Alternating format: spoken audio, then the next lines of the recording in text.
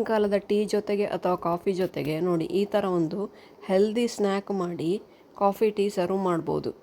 Hi, ನಾನು ಆಶಾ ಚಂದ್ರ ಭಟ್. ಆಶಾಸ್ ನಳಪಾಕಕ್ಕೆ ನಿಮಗೆಲ್ಲರಿಗೂ ಸ್ವಾಗತ. ಈಗ ಅದನ್ನು ಹೇಗೆ ಮಾಡೋದು ಅಂತೇಳಿ ನೋಡುವ. 1 ಅಥವಾ 2 ನೇಂದ್ರ ಬಾಳೆಹಣ್ಣಿದ್ರೆ ಸಾಕು. ಅದನ್ನು ಮೊದಲಿಗೆ 2 ಭಾಗ ಮಾಡ್ಕೊಳ್ಳಿ. ಭಾಗ ಮಾಡಿ ಸ್ಟೀಮರಲ್ಲಿ ಒಂದು 10 ನಿಮಿಷ ಬೇಯಿಸಿ. ಅದನ್ನು ಸ್ಟೀಮರ್ ಇಲ್ಲ ಅಂದರೆ ಕುಕ್ಕರ್ ಆದರೂ ಓಕೆ. ಕುಕ್ಕರಲ್ಲಿ ಕೂಡ ಇದನ್ನು ಬೇಯಿಸ್ಕೊಳ್ಬೋದು. ಒಂದು 10 ನಿಮಿಷ ಬೇಯಿಸಿದರೆ, ಕುಕ್ಕರಲ್ಲಾದರೆ 1 ವಿಸಿಲ್ ಹಾಕಿಸ್ಕೊಂಡ್ರೆ ಸಾಕು. 10 ನಿಮಿಷದ ನಂತರ ಅದರ ಮುಚ್ಚಳ ತೆಗೆದು ಬಿಸಿ ಇರುವಾಗಲೇ ಅದನ್ನು ಮುಟ್ಲಿಕ್ಕೆ ಹೋಗಬೇಡಿ. ಒಂದು 5 ನಿಮಿಷ ಅದನ್ನು ತಣಿಲಿಕ್ಕೆ ಬಿಡಿ. ಒಂದು 5 ನಿಮಿಷ ಕಳೆದ ನಂತರ, ಅಂದರೆ ಒಂದು ಸ್ವಲ್ಪ ಬಿಸಿ ಇರುವಾಗಲೇ ಅದರ ಸಿಪ್ಪೆ ತೆಗೆದುಕೊಂಡು ಅದನ್ನು ಸಾಧಾರಣ 1 ಸೆಂಟಿಮೀಟರ್ನಷ್ಟು ಅಗಲದ ಹೋಳುಗಳನ್ನಾಗಿ ಕಟ್ ಮಾಡಿಕೊಳ್ಳಿ. ನೋಡಿ ಈ ಥರ. ಇಲ್ಲ ನಿಮಗೆ ಎಷ್ಟು ದೊಡ್ಡ ಪೀಸ್ ಬೇಕೋ ಅಷ್ಟು ದೊಡ್ಡ ಪೀಸ್ ಮಾಡಿಕೊಳ್ಬೋದು. ನಾನಿಲ್ಲಿ 1 ಸೆಂಟಿಮೀಟರ್ ದೊಡ್ಡ ಹೋಳುಗಳನ್ನಾಗಿ ಮಾಡಿಕೊಂಡಿದ್ದೇನೆ.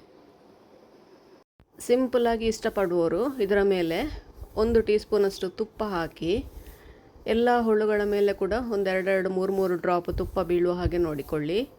ಇದನ್ನು ಈಗ ಹಾಗೇ ತಿನ್ಬೋದು. ಖಾರ ಸ್ವೀಟ್ ಎಲ್ಲ ಇಷ್ಟಪಡೋ, ಇದು ಸ್ವೀಟ್ ಆಗಿರ್ತದೆ, ಒಳ್ಳೆ ರುಚಿಯಾಗಿ ಕೂಡ ಇರ್ತದೆ. ನೋಡಿ ಈ ಥರ. ಸ್ವಲ್ಪ ಮಸಾಲೆ ಇಷ್ಟಪಡುವವರು ಒಂದು ಸ್ವಲ್ಪ ಪೆಪ್ಪರ್ ಹುಡಿ, ಒಂದು ಸ್ವಲ್ಪ ಚಾಟ್ ಮಸಾಲ, ಹಾಗೆ ಒಂದು ಸ್ವಲ್ಪ ಶುಂಠಿ, ಒಣ ಶುಂಠಿ ಹುಡಿ, ಹಾಗೆ ನಾನು ಸ್ವಲ್ಪ ಬ್ಲ್ಯಾಕ್ ಸಾಲ್ಟ್ ಹಾಕ್ಕೊಂಡಿದ್ದೇನೆ.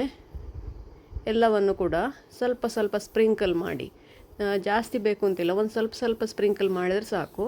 ಅಷ್ಟು ಮಾಡಿಕೊಂಡ್ರೆ ಅದರ ತುಂಬ ಸ್ವೀಟ್ನೆಸ್ ಇರೋದು ಸ್ವಲ್ಪ ಹೊಡೆದು ಹೋಗ್ತದೆ. ಇದು ಕೂಡ ಒಂದು ಒಳ್ಳೆ ರುಚಿಯಾದ ಚಾಟ್ ಆಗ್ತದೆ. ಮೇಲಿಂದ 1 ಟೀ ಸ್ಪೂನು ತುಪ್ಪ ಹಾಕೋದ್ರಿಂದ ಅದರ ರುಚಿ ಮತ್ತಷ್ಟು ಹೆಚ್ಚಾಗ್ತದೆ. ನೋಡಿ, ನಮ್ಮ ಟೀ ಟೈಮಿನ ಹೆಲ್ದಿ ಸ್ನ್ಯಾಕ್ ರೆಡಿ ಆಯಿತು. ಖಂಡಿತ ಇದನ್ನು ಟ್ರೈ ಮಾಡಿ ನೋಡ್ತೀರಲ್ವ ಸ್ನೇಹಿತರೆ.